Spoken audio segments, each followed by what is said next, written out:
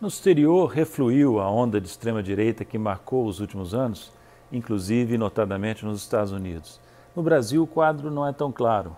Aqui, os sinais são mais tênues e até discutíveis. Há quem sustente que Bolsonaro continua forte e mostrando resiliência diante de uma série de fatos negativos.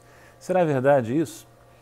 Vamos examinar brevemente essa questão. Em primeiro lugar, é preciso notar, claro, que o fato da questão do impeachment ter apresentado uma alta acentuada, uma preocupação acentuada nas últimas semanas, ter crescido muito, é inteiramente natural diante do que tem acontecido. Muita gente, entre os quais eu me incluo, não aguenta a perspectiva de ter mais 2 anos dessa destruição que marca o governo Bolsonaro. No entanto, nós precisamos também reconhecer a triste realidade, que é a triste realidade social e política do Brasil. Se Bolsonaro é uma doença ou é um doente, como muita gente sustenta, inclusive pessoas gabaritadas para tal, essa doença de Bolsonaro é reflexo de algo maior, de uma doença mais ampla de grande parte da sociedade brasileira. Afinal, o sujeito não foi só eleito, ele continua contando com apoio expressivo da opinião pública, a julgar pelas pesquisas de opinião, apesar de tudo que fez e de tudo que não fez. Então, Bolsonaro está aí, ainda resiliente, de fato, como mostram as pesquisas. Se você olhar para as pesquisas de intenção, de apoio, de avaliação de opinião do governo ou do presidente, de meados de 2020 até princípiozinho de janeiro deste ano, você vai verificar que, grosso modo, os entrevistados se dividiam igualmente em 3 grandes blocos. O bloco de apoio forte, ótimo, bom. Um bloco de crítica forte, de rejeição forte, ruim, péssimo, e um bloco de neutros ou em cima do muro. Né? 1/3 aproximadamente para cada um desses 3 blocos nas pesquisas de opinião até agora. Em janeiro, entretanto, de meados de janeiro para cá, apareceram 3 pesquisas que mostram uma deterioração clara do apoio a Bolsonaro. Um aumento significativo do ruim e péssimo e uma redução também significativa do ótimo bom. A última delas, por exemplo, a Datafolha, indica alta das avaliações ruim e péssimo de 32% para 40% e queda do ótimo bom de 37% para 31%.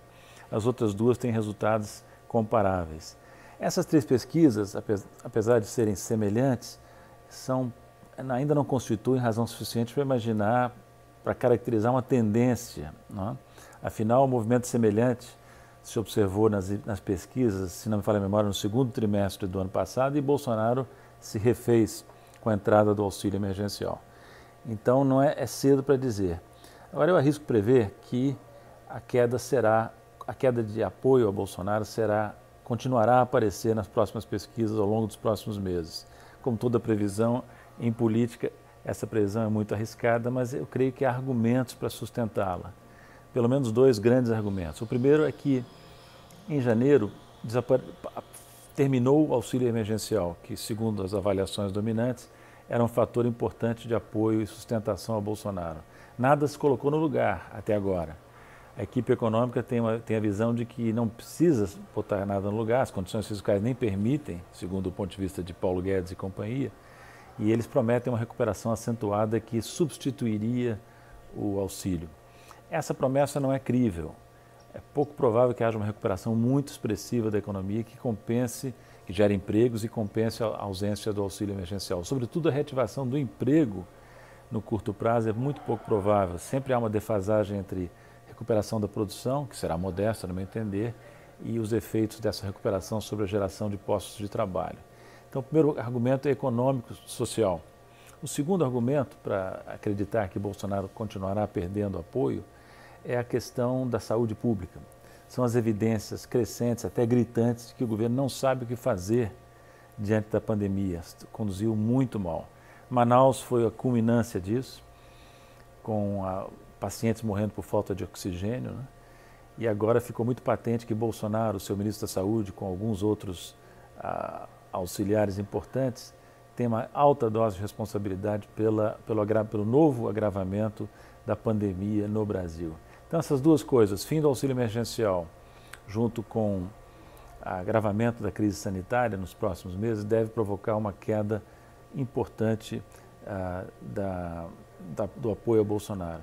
Enquanto o Bolsonaro tiver cerca de 30% de apoio da opinião pública, 30% considerando o governo ótimo e bom apesar de tudo, dificilmente haverá condições políticas para o impeachment.